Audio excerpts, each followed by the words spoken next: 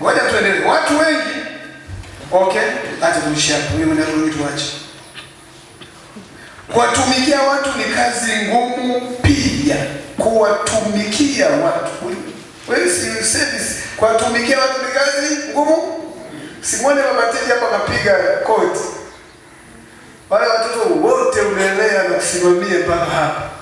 Kazi unajua mwenyewe. Mungu tu ndiye anayekushangilisha. Una kama na sawa lakini sio nini.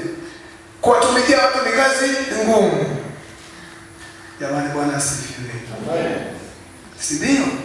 Naongea na watu wazima hapa ni kwa kweli. Tunataka tuombe huduma. Kuwatumikia watu ni kazi ngumu. Haya, ninyi mnaofanya kazi kwa watu, mnasaidie mahouse yenu au wa kiume. Ni kazi nyepesi. Sio mnatumika natoa service kwa nyumba ya mtu. Ni kazi nyepesi. Wewe si kazi nyepesi. Humu duniani usije ukataka kutembea kwenye vipesi. Nataka kutembea kujua kwamba mambo magumu lakini tutashinda. Bwana atatuwezesha. Sema amen. Amen. Bwana asifiwe sana. Kwa hiyo hakuna kazi nyepesi. Sasa hebu soma hiyo andiko la Galatia 6:9-10. Galatia 6:10.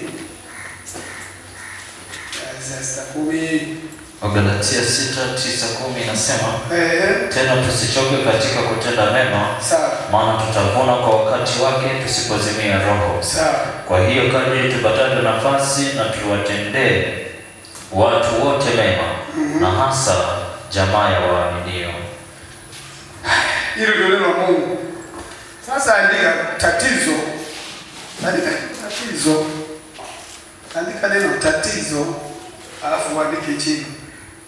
Tatizo. Kisha andika tatizo, nataka nikuambie kitu fulani. Kuhusu huduma. Umeshaandika tatizo? Amen. Unaandika tatizo katika huduma ni kuchoka na kukata tamaa. Tatizo katika huduma ni kuchoka na kukata nini? Tamaa. Yaani service yoyote unayoitumikia, wewe kabisa kuna kitu huwa kinatokea kinaitwa kuchoka au kukata nini?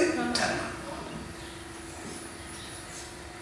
Sasa kulingana na Biblia yetu au Biblia ya Mungu, yenyewe inakubali uchoke? Inakubali uchoke? Hapana. Naombi inakubali Biblia uchoke hapo koso? Alafu hiyo Biblia haizungumzi na watu wengine wasiomjua Mungu. Hapo kabisa maalum walikuwa wameandikiwa kanisa la tumesema la Galatia, ndio jimbo hili. Wanaambiwa nini? Mliokomoka kwenye makanisa ya jimbo hili, msichoke katika kutenda mema. Usichoke katika kutenda mema. Bwana Yesu asifiwe sana. Yaani hata hii kuja asubuhi badani na mpaka saa 7 tupata wajibu. Kuja saa 10 hapa ibadani na mpaka tutakapotoka tujue leo si saa 1 saa 12 au 11:30. Ukitoka unakuwa fanyaje? Mseme jamani, mbona uzuri unakuwa fanyaje? Umechoka. Nyama. Sasa mwingine mimi bwana ninachoshaka Jumapili bwana, mimi siendi jioni. Sasa hizi unafanya nini? Kuna huduma zingine huko watafanya.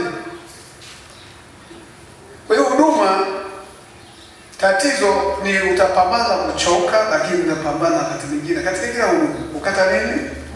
Lakini Biblia inakutia moyo. Mtu mzima mwenye umri kama wako na wangu na tumeokoka, inatufundisha kwamba tusichoke. Hapa kanisa tulikuwa tunajenga fence.